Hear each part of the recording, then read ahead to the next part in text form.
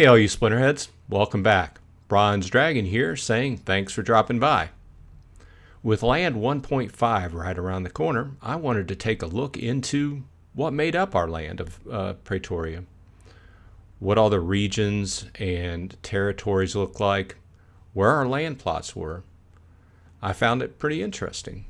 Where did our creatures come from? Where do our characters, the various characters in the Splinterlands story, reside? With that said, the team has been releasing a series of lore articles, and I figured I'd dip into them. And with that, I'm going to do a series of short videos. In this first series, each one of them is going to be about each particular territory in Praetoria. So hopefully you like it. You might get a little bit of information out of it. If not, it's a little bit of flavor. I like it, and hope you do too. With that said, this has been Bronze Dragon, and I'll catch you on the flip side. The Broken Lands territory is bordered by the pristine Northwest to the north, the Central Fire to the east, the Land of Prosperity to the south, and the Primordic Sea to the west. It derives its etymology from its diverse landforms and the Jagged-Tooth Mountains, which stretch the length of the Broken Land's southern border and divide the territory in the northeast.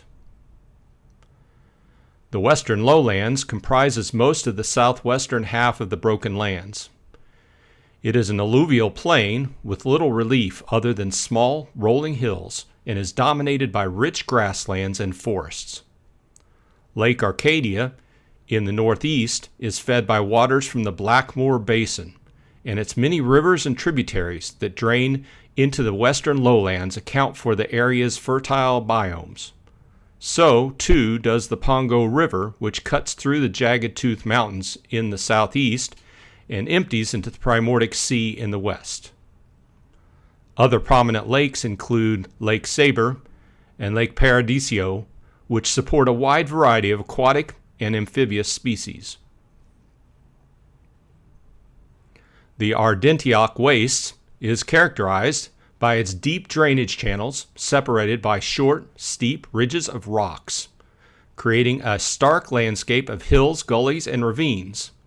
Some of its many buttes and hoodoos, also known as fairy chimneys or mushroom rocks, rise over 30 meters in height. The Scythen River carves a deep, meandering canyon through the area before emptying into the Primordic Sea. The Blackmoor Basin is primarily wetlands and dominated by emergent soft-stem vegetation and leafy plants. It is fed by Lake Black, which earns its name from the black rock and soil that comprise its shore and bed. Darkness Falls, Praetoria's largest waterfall, empties into Lake Black. The Northwest Lowlands comprises the northeastern part of the Broken Lands. Dominated by grasslands and forests, it is mostly flat and of low elevation. The Jagged-Tooth Mountains separate the area from the rest of the Broken Lands. Mount Redworm, the range's tallest peak, reaches an impressive 7,500 meters in height, while several peaks of the Skyspire Mountains in the northeast rise over 7,000 meters in height. Lake Kailkuva stands in the south, while Abyssal Lake in the north is so named for its unfathomable depths. The Kingdom of Liberia has laid claim to much of the western lowlands. Named in honor of its late king, its capital of Wilhelmdel is located on the west coast at the mouth of the Pongo River. The Goblin city-state of New Gobson lies farther inland along the Pongo River, while the nomadic tribes of the Thunderhoof Nation are found in the plains and forests of the western lowlands. Of the native Praetorian settlements, Thanaloria is the largest.